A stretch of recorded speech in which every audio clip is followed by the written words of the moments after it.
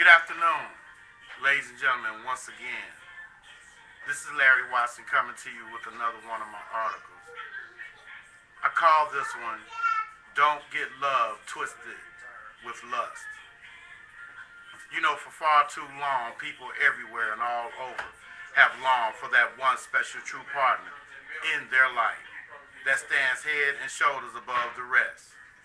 Mostly all of us do from time to time. But you must be very sure of what you want and explain to that possible mate of interest just exactly what it is you're looking for. And yet, at the same time, be willing to allow them to do the same. Now, depending on how it turns out for the both of you, always keep one very important thing in both of your minds.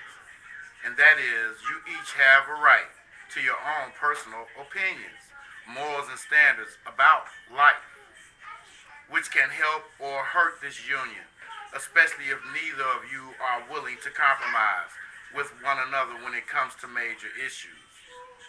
But unless there are just too many differences between you, that doesn't necessarily mean that you're not compatible with each other. It could just be that both of you have to keep an open mind. Therefore, wouldn't you agree that if there is a pattern of not being able to sustain one solid relationship, at least over a few years or more, that it could be just something that you're having a problem with? And not so much your mate, both past and presently. Well, I don't know about you, but I have been steady trying to take a good look at myself by way of personality, realness, socializing, etc. You see, from what I have seen and experienced, is that when you have been, for the most part, one of the wild ones, living recklessly, especially when it comes to not using or taking some form of protection, it's called not using plain common sense and total disregard for the other mate's life also. Now, it's normal, of course, for a man and a woman to be intimate with one another. This does not include teenagers or children calling themselves trying to be grown way before their time. But just before that moment of ecstasy, don't you both need to ask each other, are we ready to handle the responsibility that comes along with this?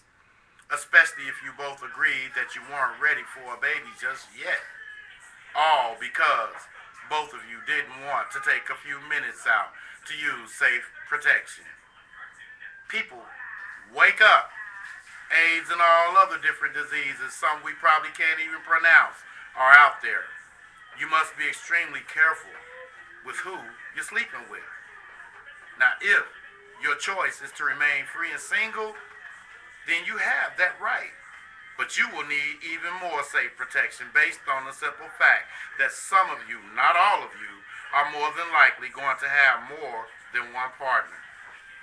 Sex, making love, is a wonderful thing, but even better when thinking with the head on your shoulders instead of with just what's between your legs.